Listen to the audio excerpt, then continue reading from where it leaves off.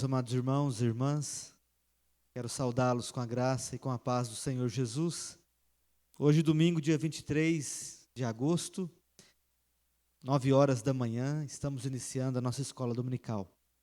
E uma grande alegria poder entrar na sua casa e reunir com a sua família, com esse propósito tão sublime que é de adorar ao nosso Deus.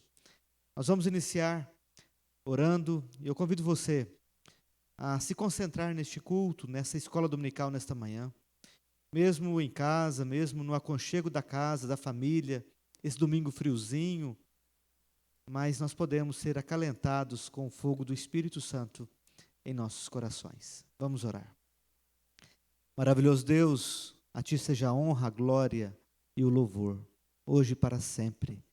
Nós estamos aqui, Senhor, na Tua presença para Te prestar culto, para Te adorar, para Te glorificar.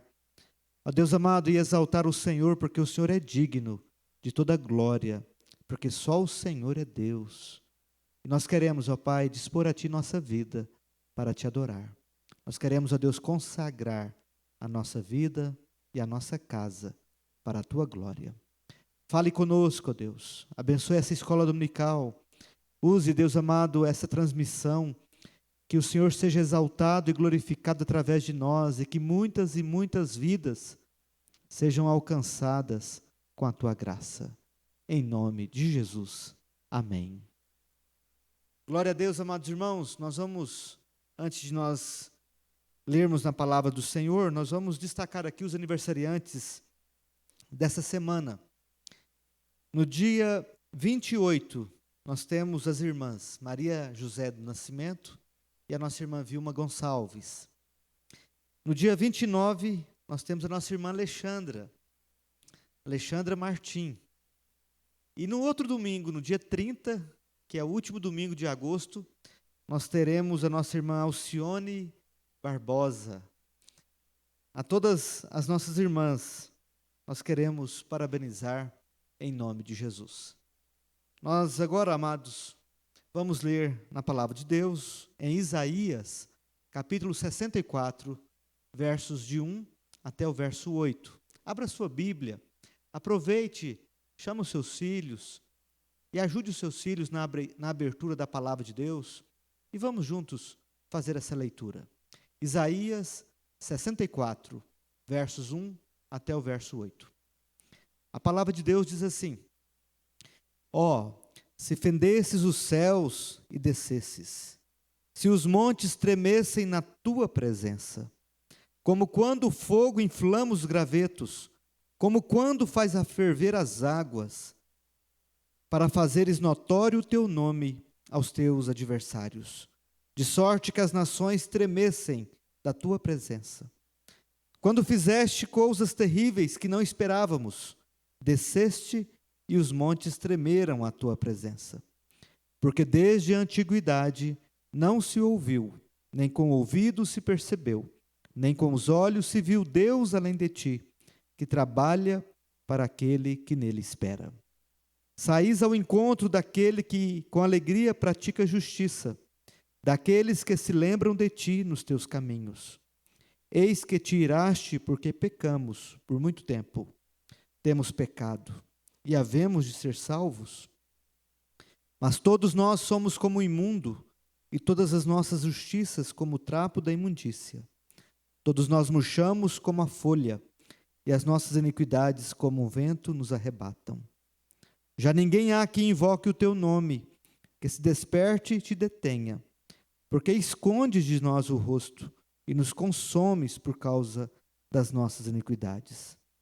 Mas agora, ó Senhor, Tu és o nosso Pai, nós somos o barro, e Tu o nosso oleiro, e todos nós, obra das Tuas mãos. Meus amados, esse texto é uma oração clamando por uma visitação especial de Deus no coração da sua igreja, no coração do seu povo. Que nós, continuamente, possamos clamar a Deus por uma visitação semelhante, por um renovo espiritual, por um fortalecimento da nossa fé, da nossa esperança, do nosso amor para com Deus. Nós vamos agora a orar pelos aniversariantes. Lembramos aqui as irmãs Maria José, Vilma Gonçalves, Alcione, e também nós vamos orar pelos enfermos, pelos idosos da nossa igreja, pelos irmãos que estão com parentes acamados, com amigos que estão atravessando dificuldades com a questão da saúde. Oremos. Santo Deus e eterno Pai, nós te pedimos, ó Deus, de uma maneira especial, visita o teu povo com um avivamento espiritual. Ó Deus, perdoa os nossos pecados. Ó Deus, que nosso coração se apegue a Ti a cada dia, que nós possamos andar continuamente com o Senhor. Ó Deus Todo-Poderoso, visita nossas vidas nessa manhã com a Tua graça. Obrigado pelos aniversariantes. Abençoa, Deus, a vida de cada uma delas, a Maria José, a Vilma Gonçalves, a nossa irmã Alcione. Derrama sobre elas, ó Deus, uma porção dobrada do Teu poder, as suas famílias, que o Senhor possa, Pai, sustentá-las com o Teu poder. Pedimos também pelos enfermos da igreja, pelos idosos. Pedimos a Deus pelos nossos amigos e familiares que estão enfermos, que o Senhor venha tocá-los, ó Deus, com a graça restauradora do Senhor. Oramos também, ó Deus, por proteção. Pedimos, Senhor, nos livre de todo mal. Não nos deixes, ó Deus, vulneravelmente, ó Deus, à mercê dessas enfermidades que nos assolam. Nos proteja, Pai. E, sobretudo, ó Deus, levanta o Teu povo. Levanta o Teu povo, ó Deus, para Te amar, para Te servir e para Te adorar. Usa, Deus amado, essa escola dominical para proclamar o nome de Jesus, para exaltar o Teu nome e também para edificar vidas e alcançar vidas. Assim nós oramos, sempre confiados, em nome de Jesus. Amém. Glória a Deus, nós vamos agora cantar louvores ao Senhor. Nossas irmãs Lisandre e Francine, nossa gratidão ao nosso irmão Vinícius Gonçalves, que está sempre com a gente, também nosso irmão Leonardo Matos, nosso irmão Dayer Jimenez, hoje conosco Mateus Bernardo e o nosso irmão Fernando. Louvamos a Deus por aqueles que contribuíram, mais uma vez, para nós adquirirmos o nosso equipamento para melhor transmitir as nossas atividades. Que Deus abençoe e agora vamos juntos com alegria cantar louvores a Deus.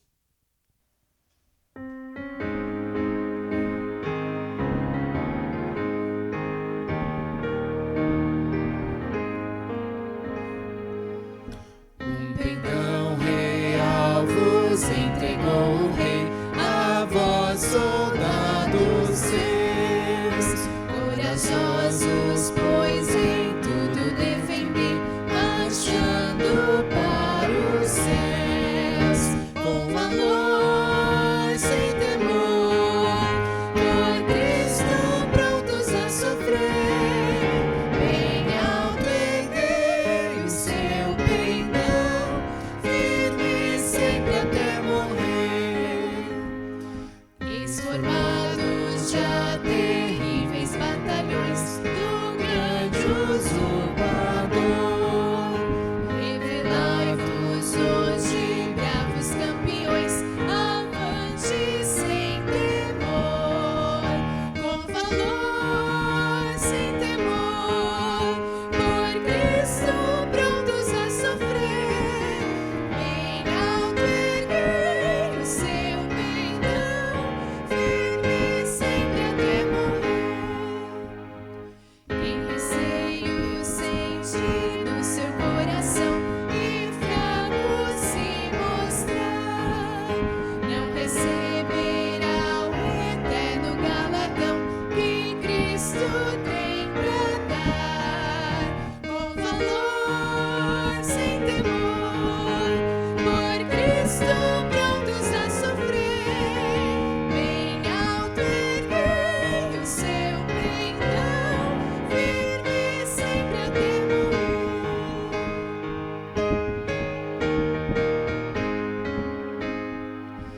Pois sejamos todos a Jesus fiéis e a seu real pendão, os que da vitória colhem os lauréis, com ele reinarão, com valor, sem temor, por Cristo prontos a sofrer, bem alto erguei o seu pendão, firme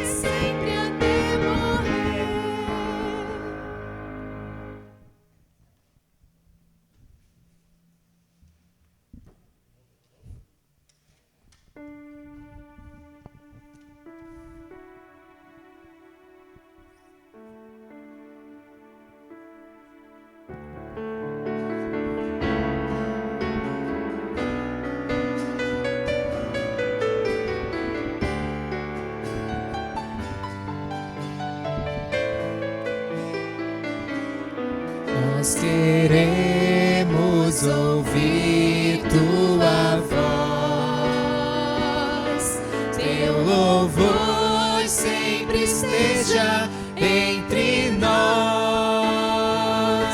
Queremos ser, Senhor, mais sábios na verdade e no amor.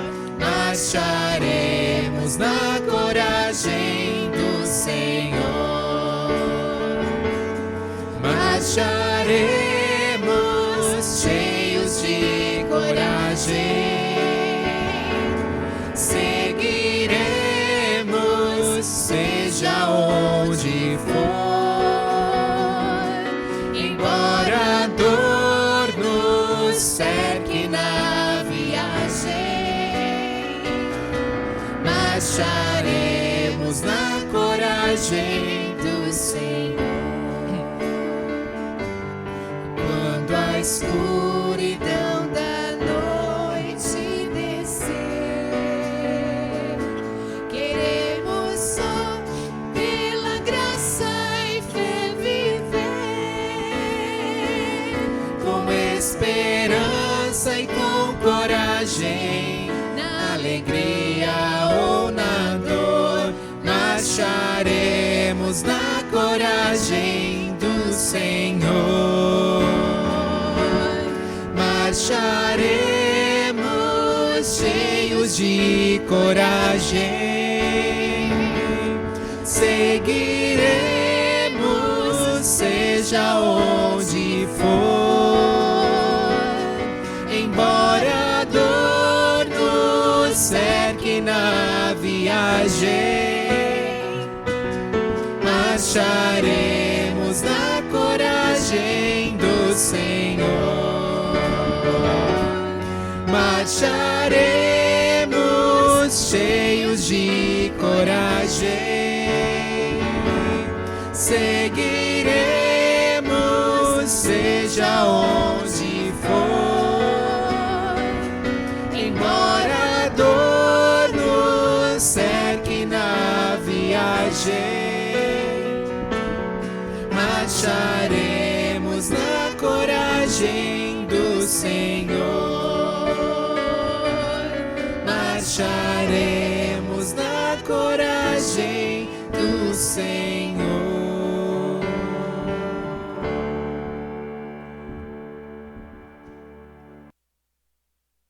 Meus amados, que bênção a gente poder cantar louvores ao nosso Deus.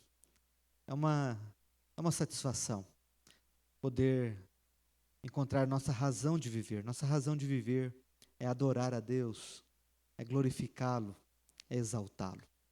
Eu louvo a Deus pelas irmãs Lisandra e Francine, mais uma vez, pelo Vinícius, que nos conduziram com esses cânticos de adoração a Deus. Agora nós vamos para o estudo da palavra do Senhor. Já está projetado aí o tema da nossa aula. Nós vamos ministrar o assunto, o tema desta manhã, como a igreja enfrenta as perseguições. Antes da leitura e antes da oração, nós não podemos esquecer que a mensagem central do Evangelho é Jesus, e este crucificado e ressurreto. Essas duas verdades, da crucificação e da ressurreição de Jesus, compõem uma base fundamental para a nossa fé e para a nossa esperança, porque aquele que foi crucificado e morto, ressuscitou dos mortos, e um dia voltará para buscar a sua igreja. Então, o livro de Atos, ele começa com uma promessa do Cristo ressurreto, de que eles fiquem em Jerusalém, esperando o derramar do Espírito Santo. A igreja obedece pacientemente em oração. No capítulo 2, nós vemos o derramar do Espírito Santo. E nós vemos ali uma grande manifestação do poder de Deus. E um dos sinais deste poder é que os discípulos, aquela comunidade de mais de 120 pessoas, estão anunciando as grandezas de Deus, e todos aqueles que estão em Jerusalém, eles escutam a grandeza de Deus e entendem nas suas línguas maternas, e ali tem 15 nações representando o mundo todo. No capítulo 3, a gente vê o dia a dia da igreja.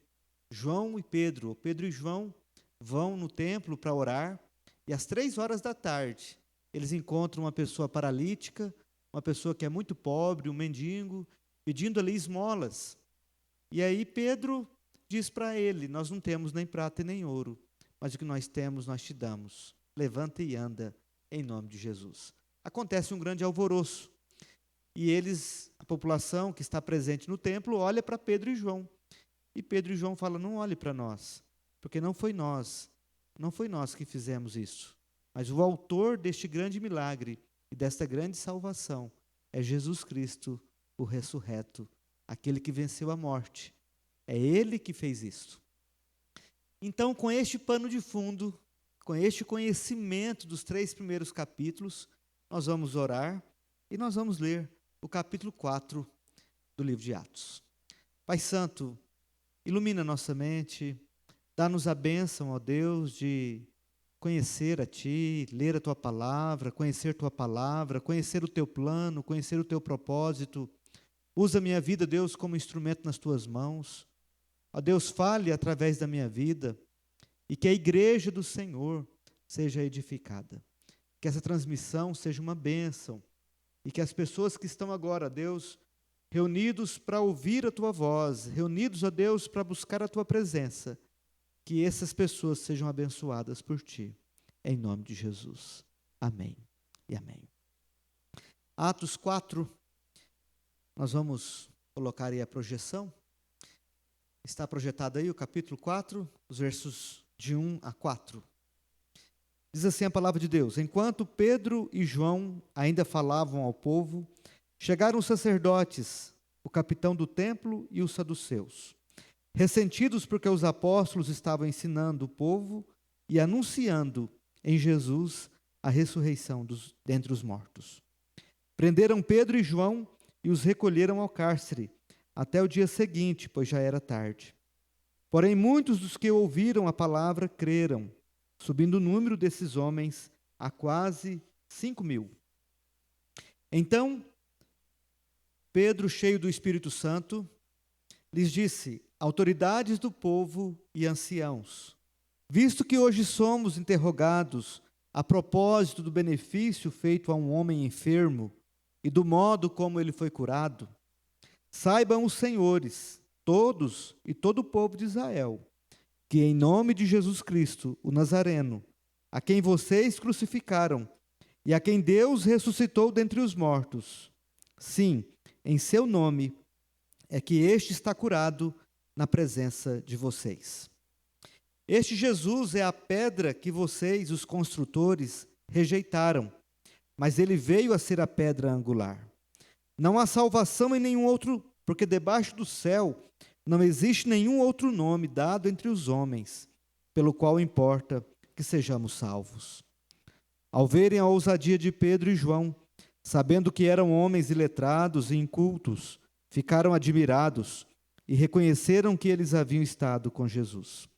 Vendo que o homem que havia sido curado estava com eles, nada tinham a dizer em contrário.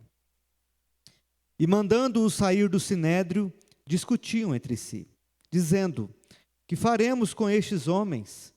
Pois todos os moradores de Jerusalém sabem que um sinal notório foi feito por eles, e não o podemos negar. Mas para que não haja maior divulgação entre o povo, vamos ameaçá-los, para não falarem mais neste nome a quem quer que seja. Chamando-os, ordenaram-lhes que de modo nenhum falassem nem ensinassem no nome de Jesus. Mas Pedro e João responderam: os senhores mesmos julguem se é justo diante de Deus ouvirmos antes aos senhores do que a Deus. Pois nós não podemos deixar de falar das coisas que vimos e ouvimos. Depois, ameaçando-os mais ainda, os soltaram, não tendo achado como os castigar por causa do povo, porque todos glorificavam a Deus pelo que tinha acontecido. Ora, o homem em quem tinha sido operado esse milagre de cura tinha mais de 40 anos de idade. Uma vez soltos, Pedro e João procuraram os irmãos e lhes contaram tudo o que os principais sacerdotes e os anciãos lhes tinham falado. Ouvindo isto, unânimes, levantaram a voz a Deus e disseram: Tu, soberano Senhor, fizeste o céu, a terra, o mar e tudo o que neles há. Disseste por meio do Espírito Santo, por boca de Davi, nosso pai, teu servo: por que se enfureceram os gentios e os povos imaginaram coisas vãs? Os reis da terra se levantaram e as autoridades se juntaram contra o Senhor e contra o seu ungido. Porque de fato nessa cidade, Herodes e Pôncio Pilatos, com gentios e gente de Israel, se juntaram contra o teu santo servo Jesus, a quem ungiste, para fazerem tudo o que a tua mão e o teu propósito predeterminaram. Agora, Senhor, olha para as ameaças deles e concede aos teus servos que anunciem a tua palavra com toda a ousadia. Enquanto estendes a tua mão para fazer curas, sinais e prodígios, por meio do nome do teu santo servo Jesus. Tendo eles orado, tremeu o lugar onde estavam reunidos. Todos ficaram cheios do Espírito Santo e com ousadia anunciavam a palavra de Deus. Amém. Glória a Deus, amados irmãos. Louvamos ao Senhor pela leitura da palavra de Deus. E agora nós vamos meditar um pouco na sua palavra. Nós apresentamos o seguinte esboço para a nossa ministração nesta manhã. Nós teremos uma parte introdutória, depois teremos 6 pontos e a conclusão. O primeiro, a primeira perseguição contra a igreja. O segundo, a igreja reage à perseguição orando a Deus. O terceiro ponto, a igreja reconhece que Deus é soberano criador, ela ora reconhecendo que Deus é o soberano criador. Ela ora reconhecendo que a igreja está sob perseguição. E também ela ora reconhecendo que a vontade de Deus se realiza. E depois, por fim, ela ora reconhecendo a necessidade da capacitação do alto para realizar a sua missão. E depois a conclusão final. Nós teremos a oportunidade, irmãos, de refletir sobre como o inimigo de Deus tem atacado a pregação do Evangelho, procurando sufocá-lo e desqualificá-lo. É uma grande tentativa do inimigo de Deus, sempre foi tentar desqualificar a pregação do Evangelho e tentar sufocar a igreja do Senhor. Nós também veremos algumas maneiras pelas quais isso tem acontecido, tanto abertamente quanto de modo sutil, tanto em contextos próximos a vocês, a nós, quanto contextos distantes. Nós teremos agora a oportunidade de ver, segundo o site Portas Abertas, uma informação dos 10 países onde a perseguição contra a igreja do Senhor Jesus ela é mais aguerrida. E essa lista, ela começa com a Coreia do Norte, depois o Afeganistão, depois a Somália, em 4º lugar a Líbia, em 5º lugar o Paquistão, em 6º lugar a Eritreia, em 7º o Sudão, em 8º o Iêmen, em 9º o Irã e em 10º a Índia. Esses países, amados irmãos, nós temos aqui uma perseguição clara. A pregação do Evangelho nesses países é abertamente proibida. Mas nós temos outros tipos também de perseguição contra a igreja do Senhor. Nós não temos aqui uma relação, mas eu gostaria de enumerar algumas.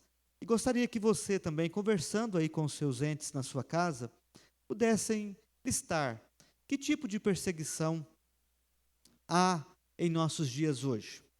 Eu vou relacionar algumas, perto de nós ou um tanto quanto geral no contexto global que nós estamos vivendo.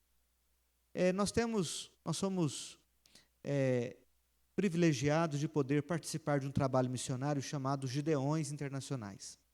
Da nossa igreja nós temos vários irmãos que fazem parte desse trabalho. O nosso irmão Diácono Leandro, também nós temos o nosso irmão Diácono Roberto Molinari, e nosso irmão Valdir Gonçalves. Esses 3 compõem esse grupo de missionários que entregam Bíblias nos hospitais, nos hotéis, nas escolas aqui da nossa região. E algum tempo atrás, eles foram entregar Bíblias em uma escola e eles foram proibidos de entrar. Isso é um tipo de perseguição. Vou citar aqui um outro modelo de perseguição contra a igreja. Eu não vou falar aqui o nome, como eu citei os nossos irmãos que fazem parte do grupo de Gideões, mas nós temos alguns alunos que, por causa do cristianismo, por causa da fé no Senhor Jesus, já foram ridicularizados, humilhados, criticados, tanto em nível superior, quanto em escola de nível ensino médio e até ensino fundamental. Isso é um tipo de perseguição. Nós temos tido outros tipos de perseguição que nós encontramos não só do lado de fora da igreja, nós encontramos de dentro da igreja também. Por exemplo, quando há um esfriamento espiritual, quando há um tipo assim de apostasia da fé, e quando a gente fala com essa pessoa que está fria ou se apostatando e essa pessoa se levanta contra, ou seja, o presbítero, o diácono, um membro ou até mesmo um pastor. Isso é um tipo de oposição e um tipo de perseguição. Que outras perseguições nós temos visto? Que outras que são tão claras que você gostaria de falar? Se você quiser enumerar e depois quiser mandar para mim, pode ser por um áudio, ou por um vídeo, ou até mesmo por uma mensagem, você pode interagir conosco, mandando aí na nossa página do Facebook, ou até mesmo pelo YouTube. Agora, se você quiser de uma maneira mais pessoal, pode mandar direto no meu WhatsApp. No final da mensagem, nós vamos colocar o número do meu WhatsApp para você interagir com a gente. Tá certo? Irmãos, diante dessa situação que nós sabemos que o inimigo tem se levantado contra a igreja do Senhor, nós vamos observar aqui o primeiro tópico, a primeira perseguição contra a igreja. E a perseguição se estabeleceu quando Pedro e João, em nome de Jesus, curam o paralítico na porta do templo. E por estarem ensinando e proclamando Jesus e a ressurreição dos mortos. Consequentemente, muitos dos que viram o homem curado e ouviram a mensagem, essas pessoas creram. E a Bíblia fala que chegaram ao número de crentes aproximadamente a quase 5.000 pessoas. Meus queridos, o anúncio claro do Evangelho causou incômodo, e um incômodo grande o suficiente no coração dos líderes para que as autoridades religiosas judaicas prendessem imediatamente Pedro e João. Então aqui nós temos a primeira perseguição contra a igreja do Senhor Jesus Cristo. Após a defesa dos apóstolos, que nós encontramos no capítulo 4, versículos de 8 a 12, e essa defesa foi a apresentação do Evangelho do Senhor Jesus, as autoridades tomaram a decisão de impedir que o Evangelho se espalhasse ainda mais entre o povo. Versículo 17. E eles resolvem claramente advertir os apóstolos de que não mais falassem e de que não mais divulgassem sobre o nome de Jesus. Isso está também no versículo 17. E chamando-os novamente, as autoridades judaicas ordenaram os apóstolos que não falassem mais e nem ensinassem em nome de Jesus. Essa situação crítica claramente se define como uma oposição que vai resultar na primeira perseguição à igreja de Jesus. Os líderes judaicos se levantando contra a pregação do Evangelho. Este é o primeiro ponto. O segundo ponto, nós temos aí a igreja reage à perseguição. Como que a igreja reage à perseguição? Nós encontramos que no início da igreja já surge uma perseguição. Mas como que essa igreja reage a essa perseguição? O texto de Atos 4, 23 a 31, narra o modo como a igreja reage. A igreja reage orando a Deus, de forma reacionária à perseguição. Sem falar que antes dela orar, os apóstolos já se levantam defendendo o Evangelho, pregando o Evangelho, mostrando as suas bases em Cristo ressurreto, o poder do Espírito Santo, mas simultaneamente, de uma forma assim concomitante com a pregação da verdade, a gente vê de uma maneira assim, onde nós queremos enfatizar nesta manhã, a igreja orando. E a igreja, ela reage com uma sólida reunião de oração. Não é uma pessoa, não é duas pessoas, é a igreja, de forma unânime. Ela se reúne para orar, para buscar a Deus. Inicialmente o texto mostra, amados irmãos, que Pedro e João relataram fielmente à igreja tudo o que havia acontecido. Se você olhar no versículo 4, no capítulo 4, versículo 23, você vai ver o apóstolo Paulo relatando fielmente aquilo que havia acontecido. Olha só o que diz o versículo 23. Uma vez soltos, Pedro e João procuraram os irmãos e lhes contaram tudo o que os principais sacerdotes e os anciãos lhes haviam falado. Então, Pedro e João, eles relatam, inclusive, as ameaças que sofreram. E a igreja, de forma sensível, ouvindo o relato dos apóstolos, eles então recorrem à oração como alternativa primeira e mais natural às ameaças e a toda a oposição que, como igreja, estavam expostos. Então, não sei se o slide está alinhado com o que eu estou falando. Então, a igreja recorre de uma maneira natural, de uma maneira primeira, à oração. Antes de fazer qualquer coisa, com o relatório dos apóstolos, a igreja se prostra diante de Deus e vai orar. Aqui nós queremos aplicar para nós, irmãos, a seguinte verdade. Nós vemos nisso a igreja se mobilizando contra a oposição feita ao exercício de sua missão. O povo de Deus em oração. E de que forma oraram? Como que eles oraram? Que elementos compuseram a oração deles? Como que esse modelo de oração pode nos auxiliar em nossa própria oração, em termos de oposição e perseguição? Como que nós podemos olhar para esse modelo da igreja que reage à perseguição orando? E aqui então vem o terceiro ponto, o terceiro tópico da nossa ministração. A oração da igreja começa com um reconhecimento da soberania de Deus, do Deus Criador. O Deus que criou os céus e a terra. O Deus Todo-Poderoso é o Deus da igreja. E a igreja começa a sua oração reconhecendo que Deus está sobre tudo, que Deus está sobre todos, que Deus está no controle total de todas as situações e de quaisquer oposições e perseguições contra a igreja, ou que a igreja sofra no exercício da sua missão de pregar o evangelho do Senhor.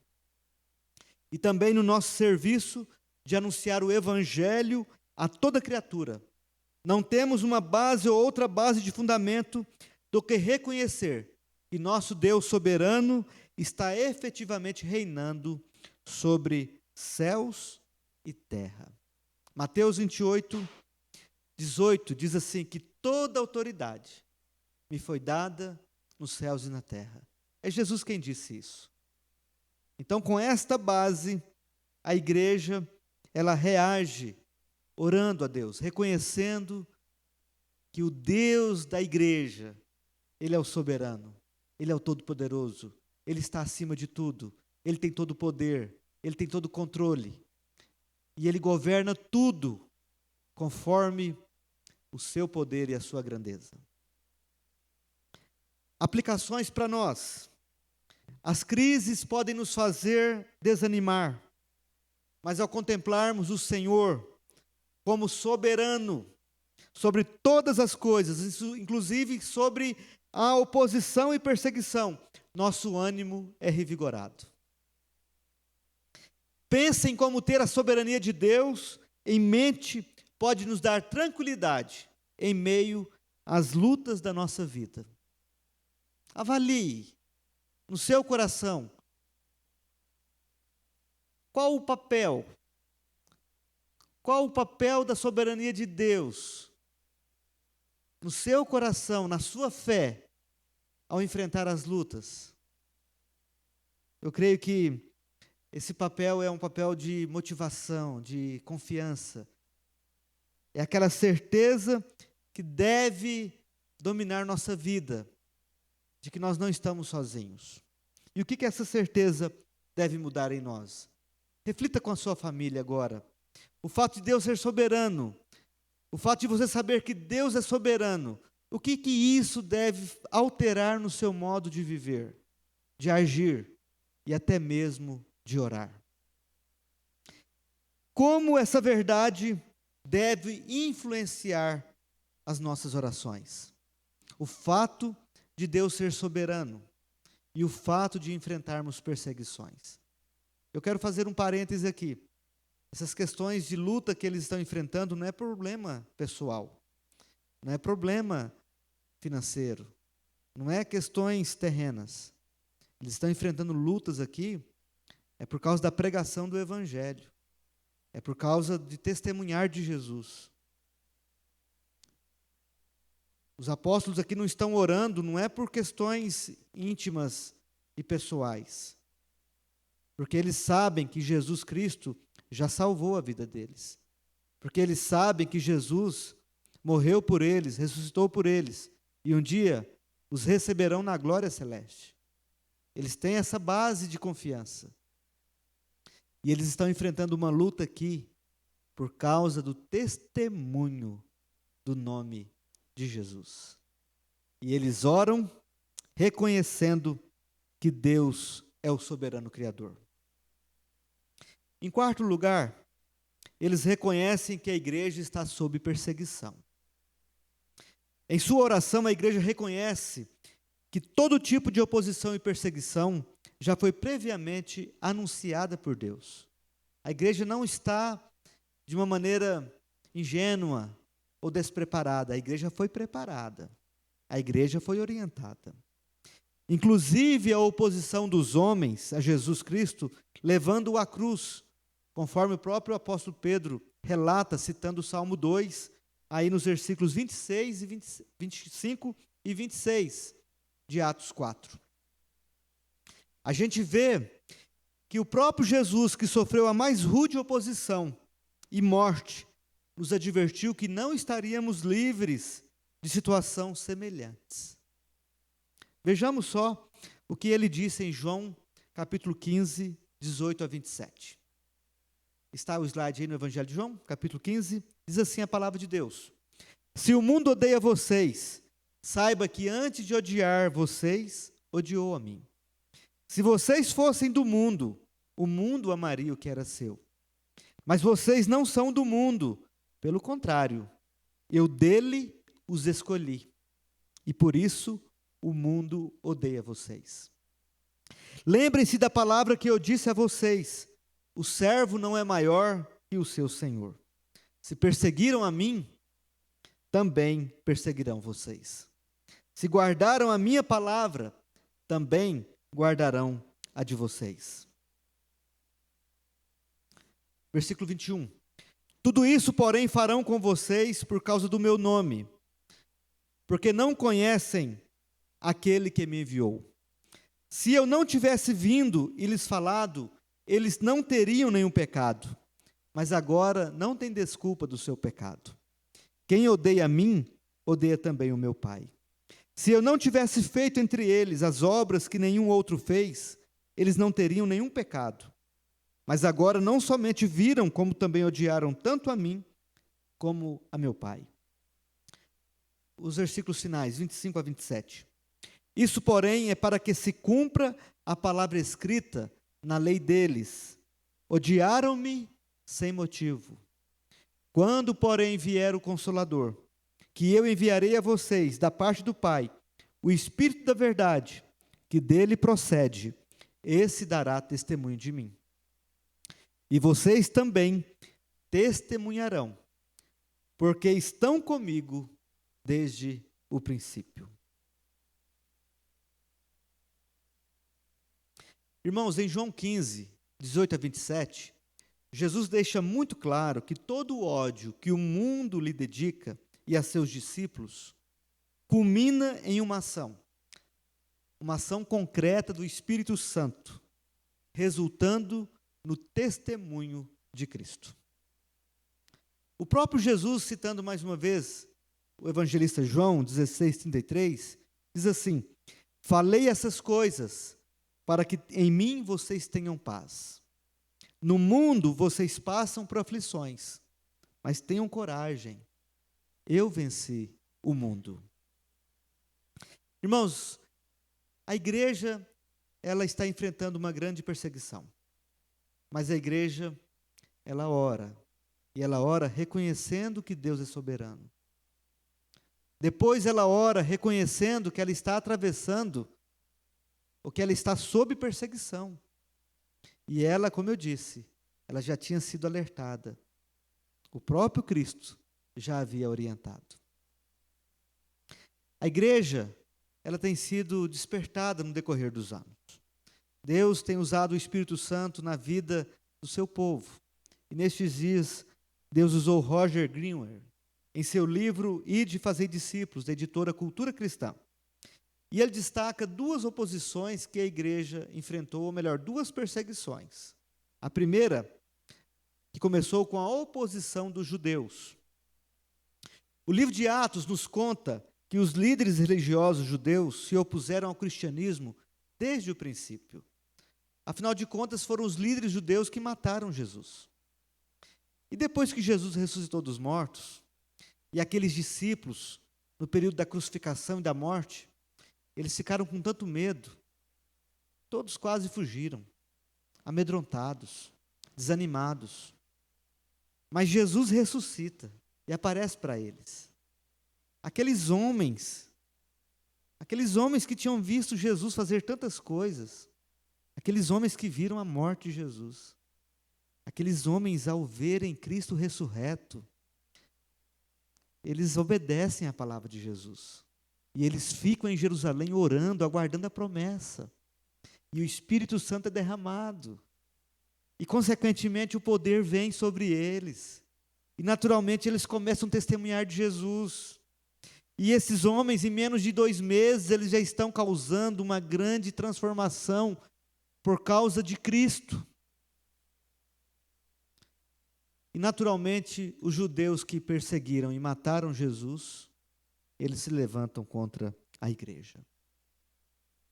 Os judeus, em geral, desprezavam a mensagem de um Messias crucificado, a quem os cristãos identificavam como Deus da Bíblia. Os judeus viam que, à medida que a fé cristã se espalhava entre os gentios, os convertidos não guardavam a lei de Moisés, e muito menos nem a circuncisão.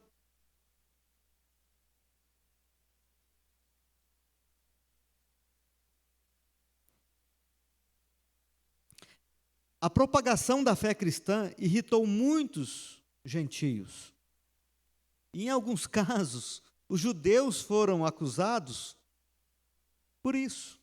Então, os líderes judeus, naturalmente, eles enxergavam as missões cristãs como uma ameaça à sua segurança. Então, por isso, eles se opunham às missões cristãs. E eles se levantavam contra a mensagem de Jesus. A gente encontra isso. Apóstolo Pedro, o apóstolo Paulo. Quantas situações de perseguição. E a primeira perseguição, ela começa dentro de Israel. O povo judeu que persegue primeiramente a igreja. Mas o autor Roger Greenway, em seu livro Ide Fazer Discípulos, ele coloca aqui um segundo ponto, um segundo tópico, a oposição ou perseguição dos gentios. Os gentios toleravam todos os tipos de religiões e cultos, mas perseguiam os cristãos. Talvez tenha alguma pessoa que não sabe o que é gentios. Gentios são aqueles que não são judeus. Então, quando a Bíblia fala de judeus, são aqueles que nasceram na Judéia. E também são denominados aqueles que nascem em Israel, hoje. Mas quando fala gentios, gentios são todos aqueles que não nasceram em Israel. E esses gentios, eles toleravam todos os tipos de religiões e cultos, mas eles perseguiam os cristãos. Os gentios acreditavam nas difamações que eram espalhadas sobre os cristãos. Os gentios reputavam os cristãos como traidores, porque os cristãos se recusavam a adorar o imperador romano. Os gentios consideravam o cristianismo muito novo para ser verdade, bem como intelectual e culturalmente inferior. Então, os gentios eles tinham um grande preconceito contra o cristianismo, contra os cristãos. A mensagem da cruz e da salvação pela fé em Jesus ressurreto era ridícula para os gentios. Eles criticavam e ridicularizavam a fé no Cristo crucificado. A questão da cruz era uma vergonha, um escândalo para os romanos, para os gentios. Então, eles ridicularizavam a fé dos crentes no Cristo crucificado. E a ressurreição era um absurdo. Como que alguém poderia vir dos mortos? Então, esses motivos levavam aí os gentios a ridicularizarem a fé cristã. Além disso, muitos cristãos primitivos eram pobres. Alguns eram incultos, outros eram escravos. Então havia um preconceito racial, um preconceito social e até intelectual. A sociedade gentílica, ela se opunha ao cristianismo por causa desses fatores. E eles se consideravam superiores e tratavam o cristianismo com inferioridade. Os cristãos insistiam na existência de um único Deus, digno de ser adorado, e de um único Salvador, o Senhor Jesus Cristo. Os romanos, eles rejeitavam uma religião tão intolerante e os seus ensinamentos morais rigorosos. O cristianismo era tido como assim, intolerante, porque o cristianismo não apoiava nenhum tipo de assassinato. Pelo contrário, pregava o amor. Essa questão da promiscuidade, das orgias que eram praticadas pelos romanos, o cristianismo mostrava uma pureza, uma santidade, uma vida pura e reta diante de Deus. Então, os cristãos eram tidos como intolerantes. E, principalmente, os romanos ficavam irritados com o fato dos cristãos se recusarem a reconhecer o imperador romano como Deus. E, por causa disso, os cristãos não se ajoelhavam diante de César. E a questão do governador, do imperador romano, colocar a si mesmo como Deus e exigir uma postura de adoração dos seus súditos, era para firmar a sua hegemonia, o seu poder. Era uma artimanha dele permanecer ali no poder, tendo todo mundo como seus súditos. Mas os cristãos, eles não se dobravam diante de César, mas eram os melhores cidadãos que o imperador poderia ter. Eram os mais ordeiros e os mais leais. Mas mesmo sendo tão ordeiros e tão leais, eles eram perseguidos e mortos, porque eles não se ajoelhavam diante de outro, eles só ajoelhavam diante de Cristo. A igreja, ela ora reconhecendo que ela está sob perseguição. E ela reconhece que a perseguição existe. E nós também, amados, precisamos reconhecer isso. Nós precisamos entender que nós, como cristãos, estamos sob perseguição. Nós precisamos identificar as perseguições que nós enfrentamos no dia a dia. É importante para nós, como igreja, para que nós possamos enfrentar de modo eficiente, não permitindo que as perseguições minem as bases cristãs ainda presentes na sociedade, assim como o próprio cristianismo. A igreja, eu e você como cristãos, nós precisamos reconhecer essas perseguições, tanto do passado quanto do presente. E por isso eu gostaria de fazer as seguintes aplicações. Sendo assim, não podemos esperar que a missão de testemunhar de Jesus Cristo, pregando o Evangelho, seja cumprida de uma forma assim tão favorável, num ambiente tão fácil, onde as pessoas sejam favoráveis e aceitem a pregação de uma forma tranquila. Pelo contrário. Pelo contrário, nós precisamos entender que pregar o Evangelho em qualquer ambiente vai acarretar numa séria e grave oposição. Nós precisamos, irmãos, identificar quais oposições e perseguições a igreja enfrenta, tanto externas quanto internas, para a realização do trabalho missionário e evangelístico. Se nós não tivermos essa compreensão, nós vamos ter dificuldades de nos manter firmes a Cristo Jesus. Se nós não soubermos identificar as oposições e as perseguições que nós travamos no nosso dia a dia, nós teremos dificuldades de nos manter firmes em Cristo Jesus. E aqui eu quero abrir um parêntese, que não está em nenhum slide, essa questão da pandemia. Os templos fechados. Há muitas pessoas que estão acostumando a ficar em casa. E isso pode ser de uma forma sutil, uma grande perseguição contra a igreja. Então abra os seus olhos e abra o seu coração. Procure identificar as oposições e as perseguições contra a nossa fé, sobretudo nos nossos dias. Passando aqui à frente, em quinto lugar, a igreja ora reconhecendo que a vontade de Deus se realiza. Deus não permite simplesmente que uma perseguição se arme contra a igreja. Mas Deus utiliza claramente todo tipo de oposição e até as perseguições para que sua vontade eterna seja cumprida de uma forma plena na história humana. Isso sinaliza, amados irmãos, sua ação soberana e concreta na vida deste mundo, utilizando nesse sentido todos os veículos, sejam eles econômicos, sejam eles políticos, religiosos e sociais. Lembre-se que na defesa,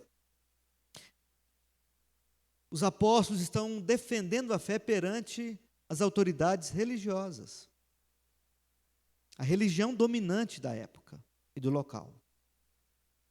Quando eles vão orar a Deus e eles reconhecem a soberania de Deus e eles reconhecem a perseguição, eles já citam pessoas que são personagens do poder político. E eles relatam ali uma oposição que vem do poder político.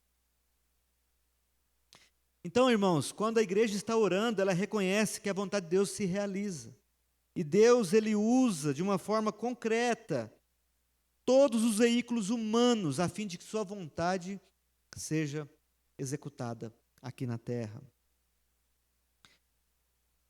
Os versículos 27 e 28 declaram isso. Está aí projetado.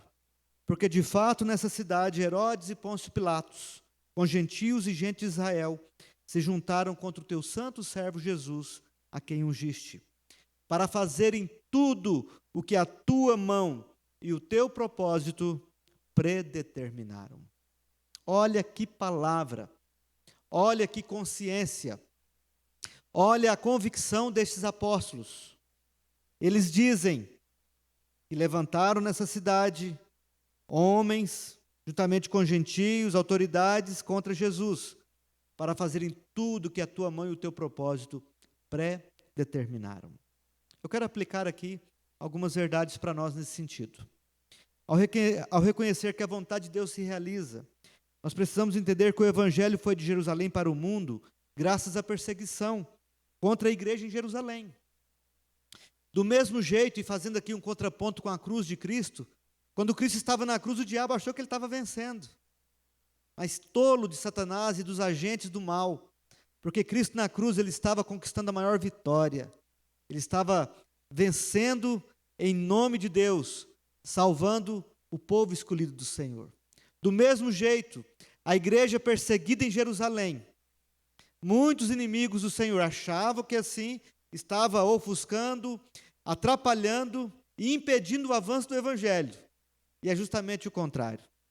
Jesus, ele é pregado através da grande perseguição. A igreja é expulsa de Jerusalém e a igreja vai para todo mundo. E ela vai pregando o Evangelho. Agora aí o terceiro item da aplicação. As perseguições no andamento da igreja não fogem ao controle do Criador. Tudo está no controle do Criador. As perseguições estão no controle do Criador. Quando os irmãos lá em Jerusalém, eles foram expulsos, foi quase igual ao que aconteceu aqui no Brasil e no mundo, fechando as igrejas. Fechou as igrejas, abriram as casas. Realmente, fechou as portas do templo, mas abriu milhões de templos domésticos. As pessoas abriram as suas casas, as pessoas foram para sacadas, as pessoas foram para a internet, é culto online, é live, é entrevista, é louvorzão, é proclamação do Evangelho.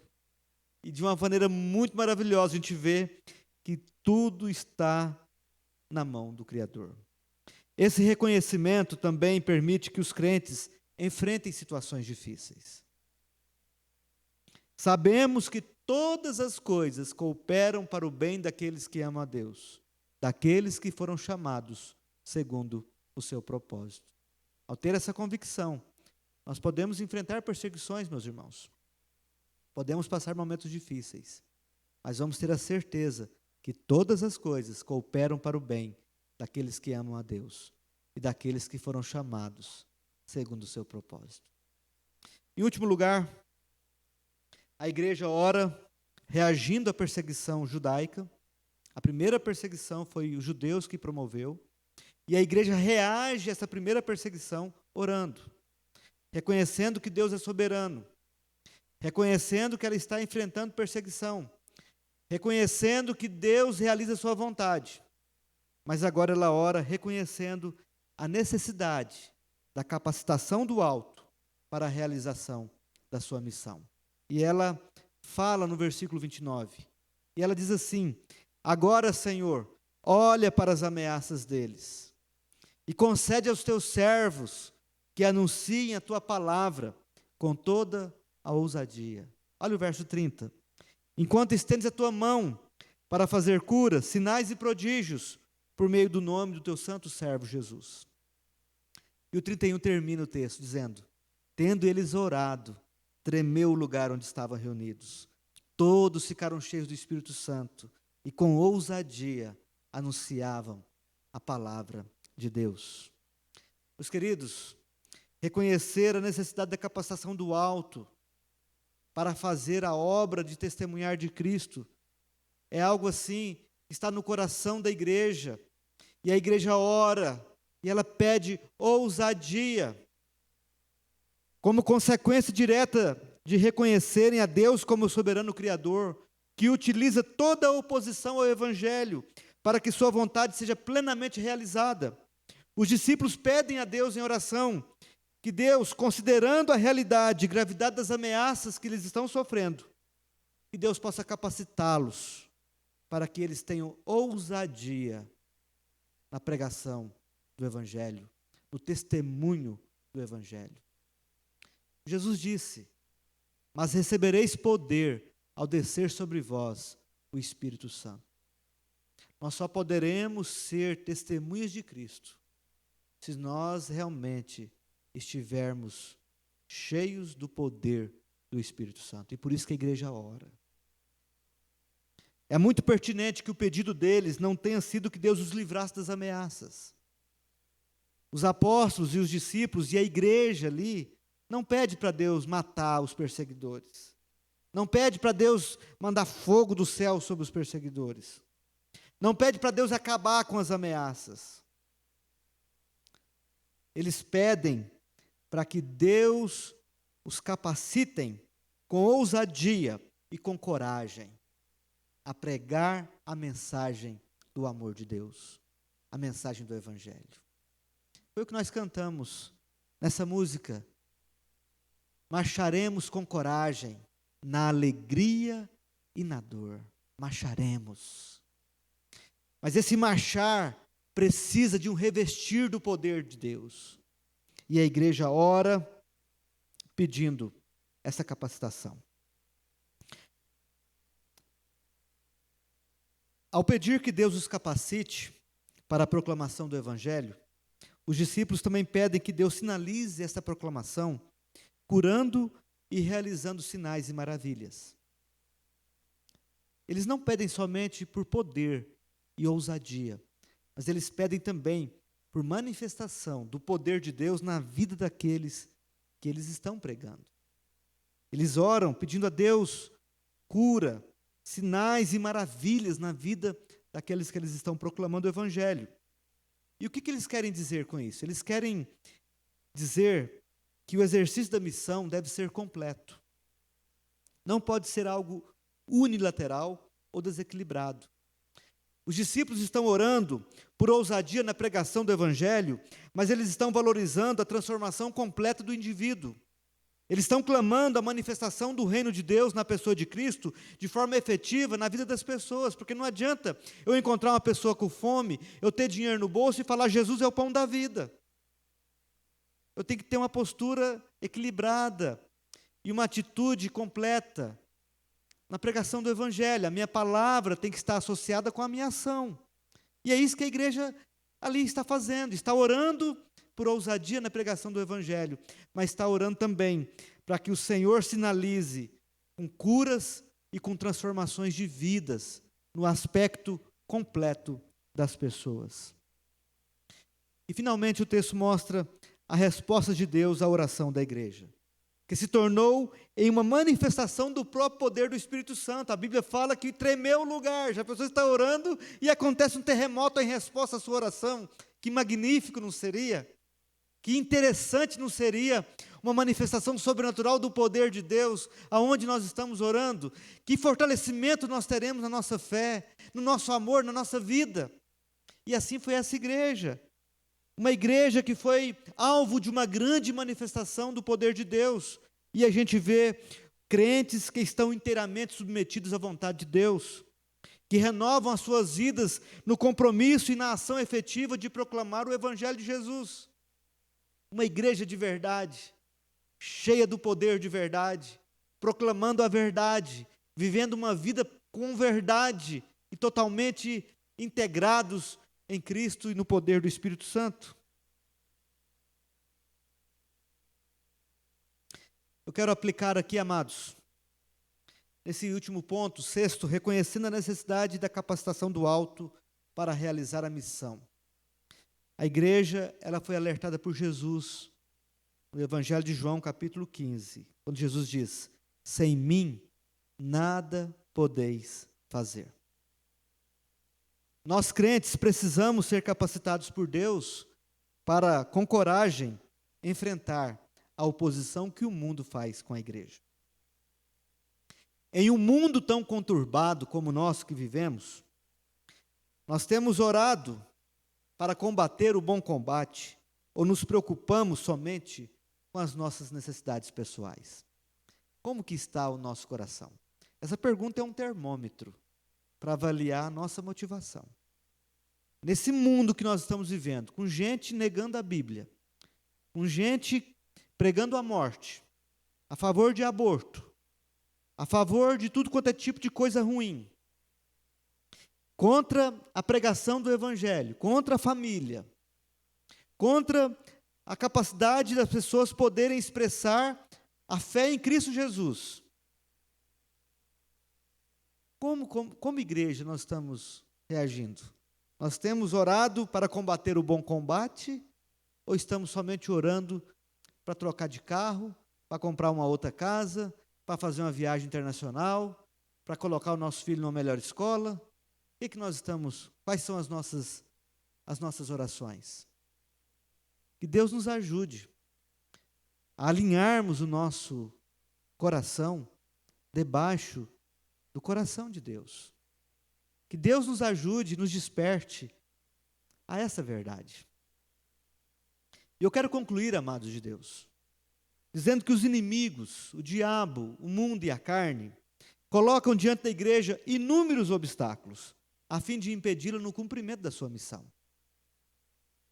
Contudo, a igreja deve olhar com confiança, com temor, para o seu Senhor e orar para Ele, a fim de que Ele o capacite a cumprir sua missão, em meio aos obstáculos, oposições e perseguições promovidas pelo inimigo de Deus. Lembrando que o inimigo de Deus é Satanás, o mundo e a carne.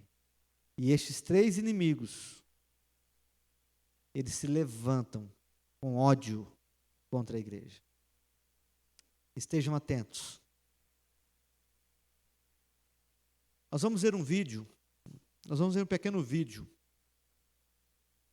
3 minutinhos, e depois nós vamos concluir a nossa aula.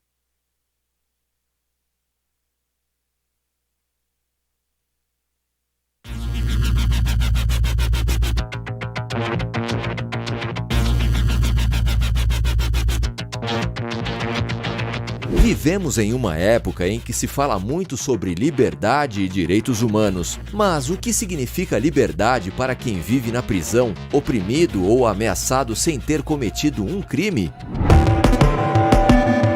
Essa é a realidade de cerca de 260 milhões de cristãos que enfrentam perseguição simplesmente por seguirem a Jesus Cristo.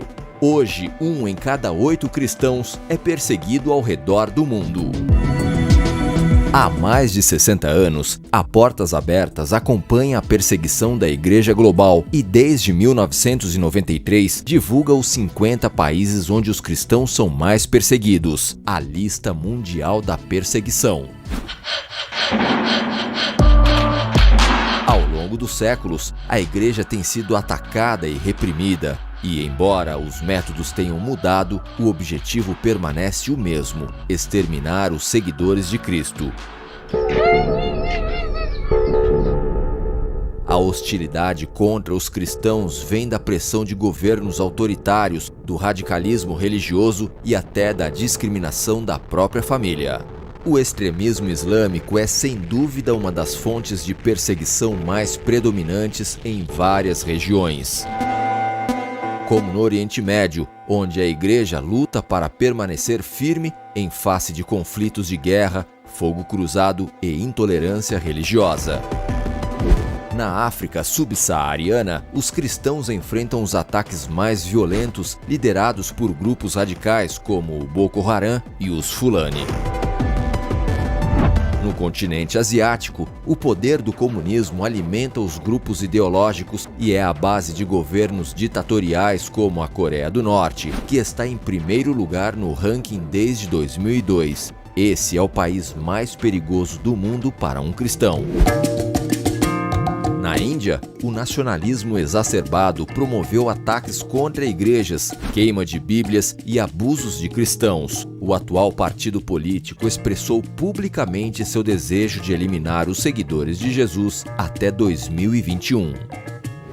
Embora pareça impossível, a perseguição aos cristãos também está presente na América Latina, onde os cristãos, principalmente em comunidades isoladas, sem recursos ou sob costumes ancestrais, são marginalizados, sendo expulsos de suas terras. Os grupos armados e o crime organizado também agem contra a igreja. Sim, a perseguição é real e ano após ano aumenta, assim como a violência e o número de pessoas e igrejas afetadas.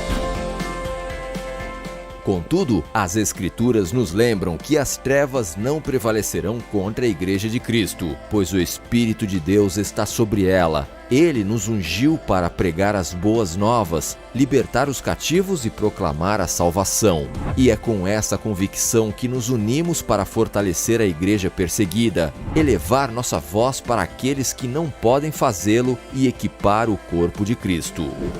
Levante sua voz. Apoie os cristãos perseguidos.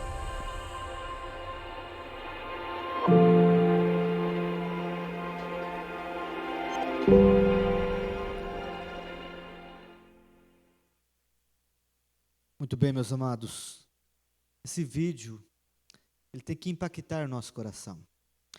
Porque a perseguição contra a igreja se apresenta cada vez mais forte e disseminada em vários meios.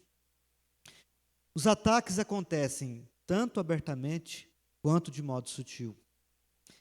Nós, como crentes, e cada crente deve estar preparado e consciente dessa perseguição e pronto para resisti-la, através de uma vida sólida de oração.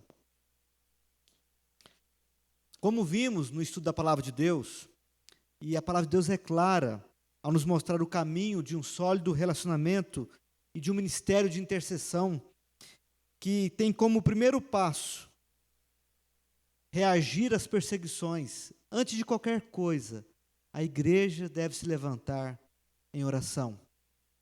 Portanto, irmãos, vamos juntos levantar a voz, vamos juntos de uma forma unânime, como igreja aqui de Catanduva. Você que não é da igreja de Catanduva, você de outra denominação, de outra cidade, que a igreja do Senhor se levante de uma forma constante, de uma forma persistente, para que em qualquer situação e qualquer ambiente de oposição, a igreja continue a proclamar corajosamente a palavra de Deus por todo o mundo. Vamos fazer isso agora. E eu gostaria, diante de nós orarmos, eu gostaria que você reunisse aí com a sua família, reunisse aí com os seus filhos. Nós vamos responder aqui, sobretudo, um questionamento. Até que ponto podemos considerar nossa vida de oração, tanto individual como eclesiasticamente, com um envolvimento comprometido com a pregação do Evangelho em todo o mundo? Até que ponto a sua vida de oração individual e a nossa vida de oração como igreja está totalmente envolvida na pregação do Evangelho, tanto local quanto até os confins do mundo? Uma outra pergunta, eu gostaria que vocês aí em casa conversassem após a aula, após terminarmos, vocês respondessem. Quais mudanças são necessárias? E que elementos devem ser acrescidos em nossas vidas, visando um envolvimento maior com Deus e com a sua missão? Deve ser mudado. Responda aí. E junte com a sua família. E vamos, como povo de Deus, nesta geração, enfrentar as lutas firmados na palavra do Senhor. Bondoso Deus, Tu que és o soberano Senhor, Criador dos céus e da terra, ó Deus, nós reconhecemos que sem o Senhor nada podemos fazer. Reconhecemos que Tu és o dono e o Senhor de tudo e todos, e que o Senhor, ó Deus, tem nos chamado a uma vida, ó Deus, de salvação e de transformação. Ó Deus amado, mas também reconhecemos, ó Deus, as lutas, as perseguições, e também reconhecemos que muitas vezes estamos assim anestesiados, adormecidos, acomodados. Ó Deus, desperta aqueles que estão dormindo o sono do pecado, desperta aqueles que estão, ó Deus, dormindo o sono da preguiça, da negligência. Ó Deus amado, nos desperta, ó Deus, para um grande avivamento espiritual. Derrama o Teu poder, Senhor, sobre nós e nos dê ousadia para pregar Jesus e o Seu Evangelho nessa geração. Abençoe a Tua igreja. Ó Deus, enquanto isso, ó Pai, o Senhor levanta, Pai, a Tua igreja com poder e graça. Ó Deus, operando sinais, maravilhas, transformando realidades para a Tua glória e o Teu louvor. Em nome de Jesus. Amém. E agora, amados de Deus, que a graça do Senhor Jesus, que o amor de Deus, o nosso Pai, e que a comunhão e o poder do Espírito Santo seja sobre vós e sobre o povo de Deus, até o dia que Cristo voltará. Amém. Uma boa hora de almoço a todos vocês, um ótimo dia. Aproveite esse dia para passar na presença de Deus. E às 19h30 estaremos juntos louvando ao Senhor. Que Deus te abençoe.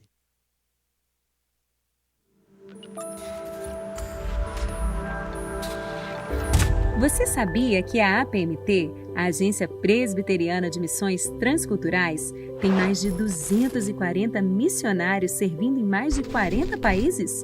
Fora esses, são vários candidatos se preparando para levar o Evangelho a todos os povos, línguas e nações.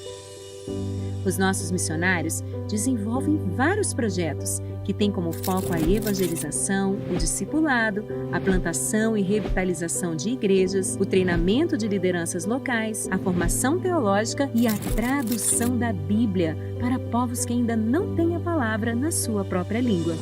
Além disso, também trabalhamos com educação formal com princípios cristãos, atendimentos na área de saúde, socorro e auxílio em situações de catástrofes, trabalhos com refugiados, com imigrantes e muito mais. E este é o nosso chamado, essa é a nossa missão: conscientizar, mobilizar, treinar e enviar cristãos comprometidos com o Senhor para anunciar o Evangelho de Cristo em campos transculturais, dentro e fora do Brasil, respeitando as peculiaridades culturais de cada povo ou etnia.